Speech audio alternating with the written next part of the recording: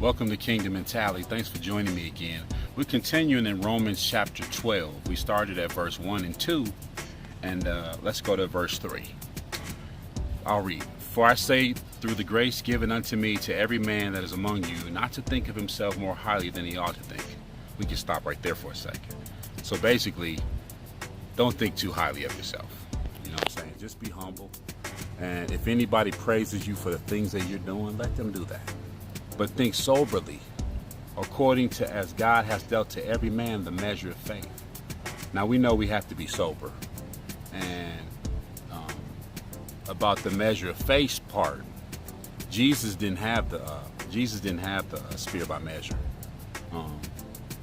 We have a measure of faith, and he said if you could just measure it to a grain of mustard seed, then you can move mountains. So whatever amount of faith he gave us, if he rationed it down to like a mustard seed, then you know that you have enough to move mountains.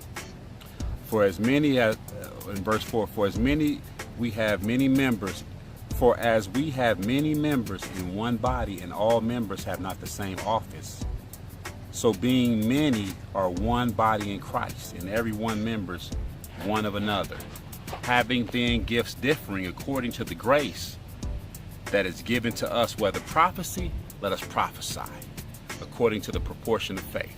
On ministry, let us wait on our ministry. On he that teacheth, on teaching. On he that exhorteth, or exhortation. He that giveth, let him do it with simplicity. He that ruleth with diligence. He that showeth mercy with cheerfulness. Okay, let's just stop right there. What he's talking about is we all don't have the same job. We all got different callings. We all got different purposes. But we all supposed to work together as one body. So let's just always be aware that you're not the most important thing. You know what I'm saying? And we all work together as one.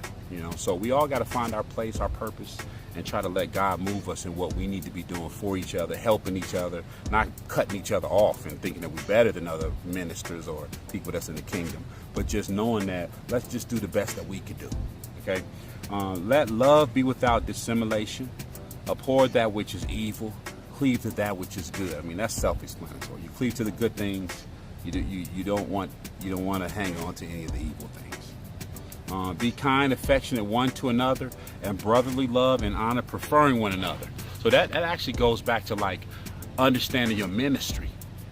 If you prefer one another, that means that's also how it says also in the Bible that how do you show that you his disciples, that you love one another.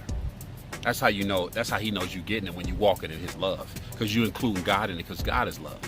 If you're kind and affectionate towards one another, that means you're building your other fellow ministers up. You're not tearing them down. If they have anything they need or whatever, you try to help them. You try to be a help to them.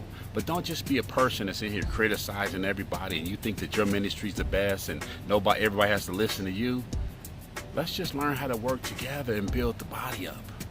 Let's try to help our brothers get better. Let's try to help our friends get better. Let's try to help all the people around us that we know that are trying to get into the kingdom. Let's help them get into the kingdom. Let's not make it hard for people to get saved.